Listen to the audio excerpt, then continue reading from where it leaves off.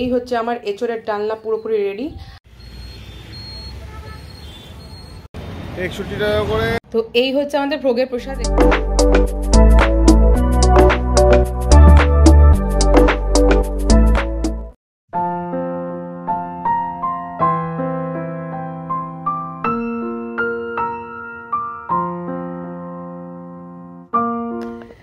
So hey guys, a very good afternoon to you.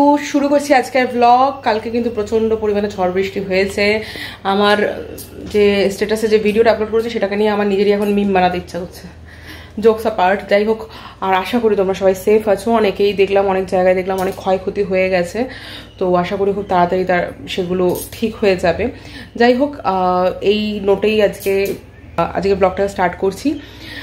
And আজকে তোমরা যারা যারা আমার ভিডিওটা দেখছো, যেখান থেকেই দেখছো কেন, আজকে কিন্তু প্রচণ্ড একটা ইম্পর্টেন্ট ডে।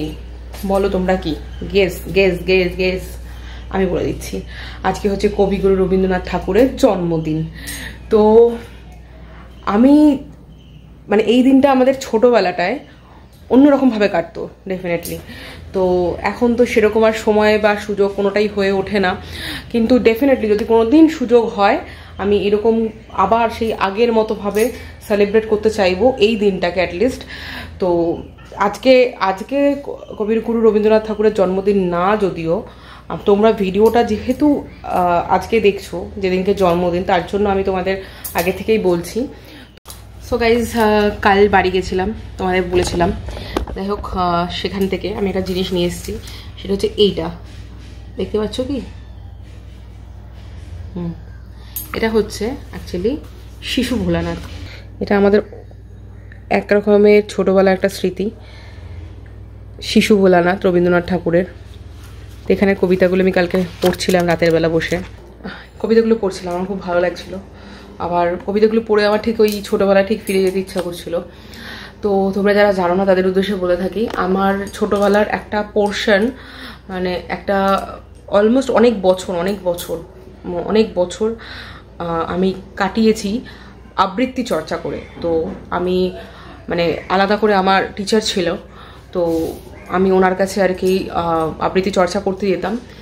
তো ডেফিনেটলি তো এই জায়গাগুলো প্রচণ্ড টাচড লাগে যখন বিশেষ করে এরকম কোনো দিন আসে, যেই দিনকে মানে বিশেষ করে 25শে বৈশাখ, রবীন্দ্রনাথের জন্মদিনের দিন, বা কোনো রকম সাংস্কৃতিক অনুষ্ঠানের দিন। তো এই জিনিসগুলো প্রচণ্ড পরিমাণে মিস করি। আর আগেকার দিনের মতো না, এখন জানি না, খুব একটা মাচার যেরকম অনুষ্ঠান হতো না, সেরকম সাংস্কৃতিক অনুষ্ঠান হয় কিনা আমি ঠিক জানি না। তো যদি সেরকম কিছু সুযোগ পাই, নিশ্চয়ই আমি পার্টিসিপেট করতে পছন্দ করব, কারণ আমার ভালো লাগে এগুলোও আমার ভালো লাগার জায়গা।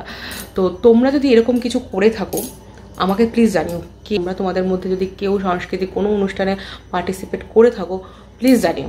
আর কোথায় করেছো, কি বৃত্তান্ত, একটু লিখে জানিও, আমার পড়তে ভালো লাগবে, সেটাই বলতে চাইছি। তো এই হচ্ছে আজকের আমার ব্রেকফাস্ট। প্রচুর খিদে পেয়েছে, খেয়ে নিই আগে, তারপর তোমাদের সাথে কথা বলছি। দেখো, আমি এখানে বসে আছি, ইনি এখানে কোথা থেকে উড়ে চলে এলো। হ্যাঁ, এই যে এখান থেকে উড়ে চলে গেল। কি অদ্ভুত,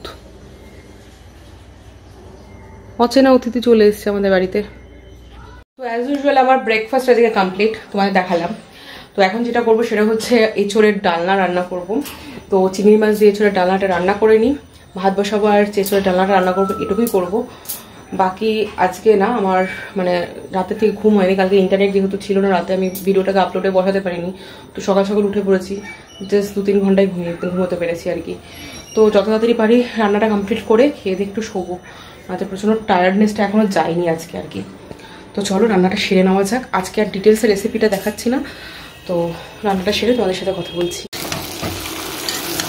এটা অলমোস্ট কষানো হয়ে গেছে, আমি এখানে জলটা দিয়ে দেবো। কড়াইটা আজকে একটু ছোটো নিয়ে ফেলেছি তরকারিটার তুলনায়। যাই হোক, এখন হয়ে তো গেছে, এইভাবে হয়ে গেছে। এর মধ্যে চিংড়ি মাছ দিয়ে দিয়েছি, এই যে।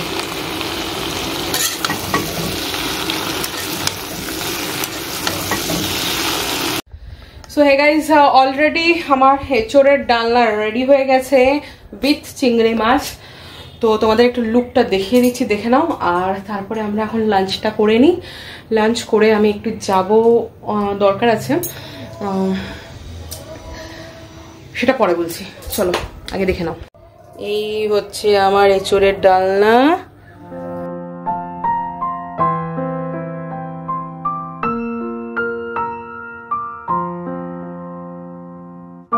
এই হচ্ছে আমার এঁচোড়ের ডালনা পুরোপুরি রেডি। আজকে এটা দিয়ে ভাত খাওয়া হবে আমাদের, আর কোনো মেনু নেই। চলো, simple menu, simple lunch. Post lunch আমার একটু খুব আর্জেন্ট কাজ আছে, সেই আর্জেন্ট কাজটা একটু সেরে নেবো। তো ঠিক আছে, আর্জেন্ট কাজটা সেরে নিই। যদি দেখছি সেটা শেয়ার করা পসিবল কিনা। যদি শেয়ার করা পসিবল হয় ডেফিনেটলি শেয়ার করবো, আদারওয়াইজ করবো না, কারণ সবার প্রিভিয়াসি মেনটেন করাটা খুব ইম্পর্টেন্ট আমার মনে হয়। তো যে কাজটা করতে যাব সেটা আমার বেসিক্যালি না, তো তার জন্য আমি খুব একটা শেয়ার করতে পারছি না হয়তো, তো তখন ভেবে দেখবো। তো চলো এখন লাঞ্চটা সেরে নেওয়া যাক। নাও টেক 2। আসলে আমাদের এর আগে ফ্যানটা চলছিল, এর জন্য আমরা আবার টেক 2 করছি। খুব বাজে আওয়াজে ফ্যানটা চললে। যাই হোক, কেমন হয়েছে এঁচোড়টা সেটা বলো। ভালো হয়েছে, খুব ভালো গলেছে। একটু ঝাল লাগতো কারণ লঙ্কা আজকে আর বেশি ছিল না, এর জন্য যা পেয়েছি তাই দিয়েছি। তবু শুকনো লঙ্কা কিছুটা বেটে দিয়েছি, যেটা নর্মালি দেই না আমি। সত্যি সুন্দর হয়েছে। আর এঁচোড়টা খুব ভালো ছিল, এঁচোড়টা সুন্দর মোমের মতো গলেছে। সত্যি সুন্দর। আর এঁচোড় কিন্তু আমার পুরো একদম ফেভারিট, মানে আমাকে যদি সেদ্ধ করেও কেউ দিয়ে দেয় আমি কিন্তু খেয়ে নেবো। খুব ভালো হয়েছে।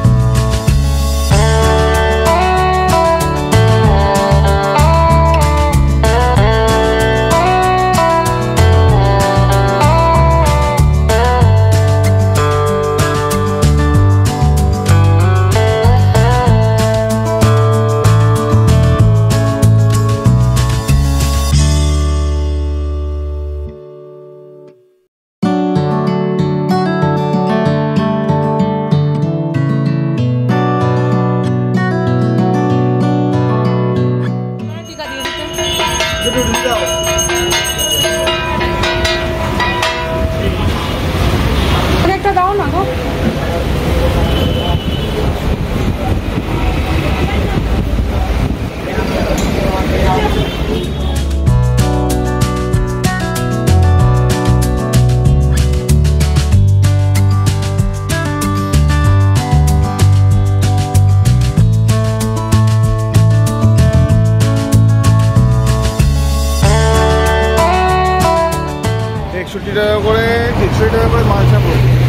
দুটো নিলে 9:30 পরে আসতে বললো উনি।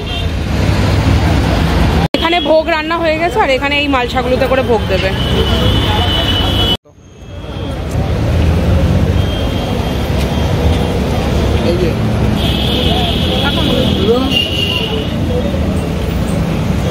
কি বললো বলো?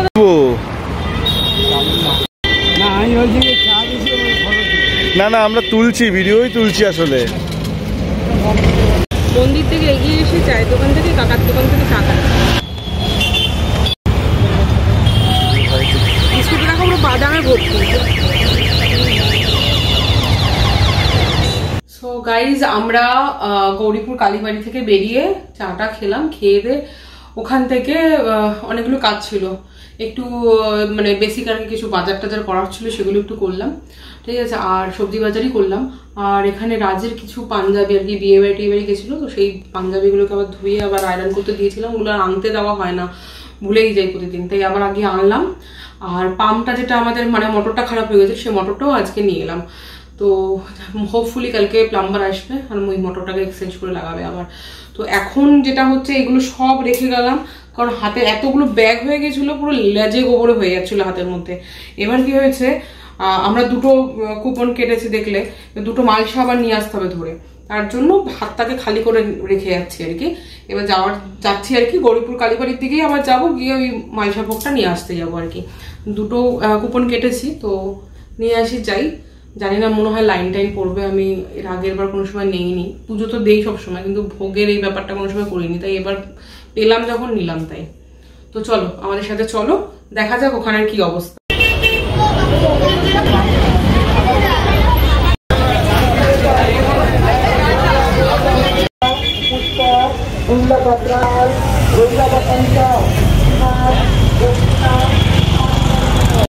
সো হে গাইস, এই জাস্ট বাড়ি ফিরলাম, রাত্রি বাজে 11:15।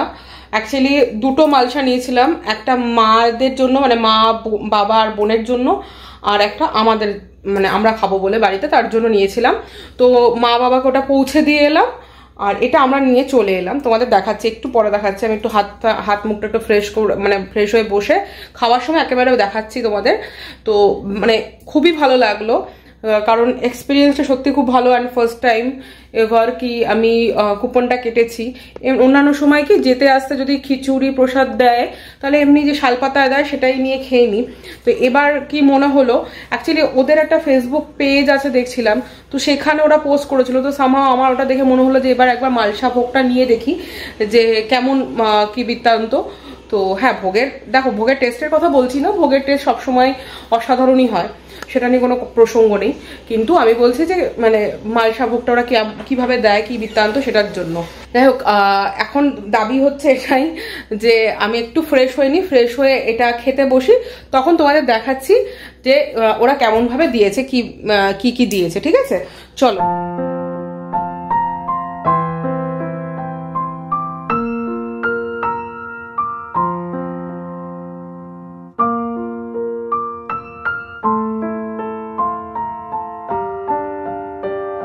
তো এই হচ্ছে আমাদের ভোগের প্রসাদ। এখানে এক মালসা দেখতে পাচ্ছ তোমরা, খিচুড়ি দিয়েছে, তরকারি দিয়েছে, ভাজা দিয়েছে, আই থিঙ্ক এটা আলু ভাজা, আর এখানে পায়েস দিয়েছে। তো এই প্রসাদটা এখন খেয়ে নেব আমরা। তো চলো প্রসাদটাকে খাওয়া যাক। প্রসাদ খেয়ে তারপরে আজকের আমার আবার এডিটে বসতে হবে। চলো আজকের ব্লগটাকে এখানে এন্ড করছি। ব্লগটা ভালো লেগে থাকলে প্লিজ লাইক করে দিও, শেয়ার করে দিও, অ্যান্ড প্লিজ কমেন্ট করে জানিও ব্লগের কোন অংশটা সবচেয়ে বেশি ভালো লেগেছে। ঠিক আছে, চলো আজকের মতো এই পর্যন্ত, টাটা।